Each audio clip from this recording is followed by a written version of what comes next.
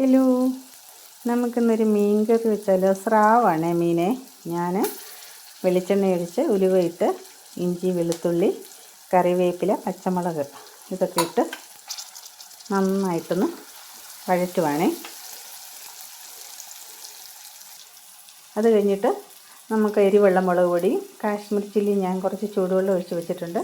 ഇത് കുടംപുളി വെള്ളത്തിലിട്ടത്. നമുക്ക് നോക്കാം. ഇനി നമുക്ക് മുളക് പൊടിയുടെ മിക്സ് ഇട്ട് കൊടുക്കാവേ. ഇവിടെ ഞങ്ങൾക്ക് നല്ല എരിവ് വേണേ, മീൻ കറിക്ക് എരിവും പുളിയും വേണം. അപ്പം ഇനി മുളക് പൊടി കൂടുതലെടുത്തിട്ടുണ്ട്. ഇപ്പം നമ്മൾ കുടംപുളി വെള്ളത്തിലിട്ട് വെച്ചിട്ടുണ്ട്. പുളി ഇടത്തില്ല, അതിൻ്റെ വെള്ളം മാത്രം നമ്മൾ കുതിർത്താണ്. അപ്പം നല്ല പുളി കിട്ടും. ചൂടായി എണ്ണയൊക്കെ നന്നായിട്ട് തെളിഞ്ഞിട്ടുണ്ടേ. നമുക്കിനി പുളിവെള്ളം ഒഴിച്ചു കൊടുക്കും. നമുക്ക് കുറച്ച് ഉപ്പ് ചേർത്ത് കൊടുക്കാവേ. നന്നായിട്ട് തിളച്ച് വരുന്നുണ്ട്. നമുക്കിനി മീൻ കഷ്ണങ്ങൾ, ഇതാണ് മീൻ കഷ്ണങ്ങൾ ഇട്ട് കൊടുക്കാം. മീൻ കഷ്ണങ്ങളൊക്കെ ഇട്ടു. ഇനി നന്നായിട്ട് ഇത് അടച്ച് വെച്ച് നമുക്ക് ചെറുതീയിൽ വേവിച്ചെടുക്കാവേ, ഒന്ന് തിള കഴിഞ്ഞിട്ട്. മീൻ കറി റെഡി ആയിട്ട് കേട്ടോ. കുറച്ച് പച്ച വെളിച്ചെണ്ണയും കറിവേപ്പില ശാല ഉലുവാപ്പൊടിയും കൂടി ഇട്ട് സെറ്റാക്കി.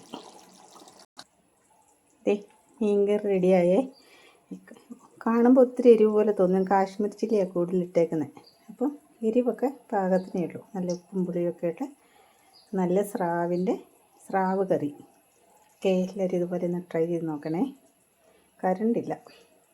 ഓക്കേ.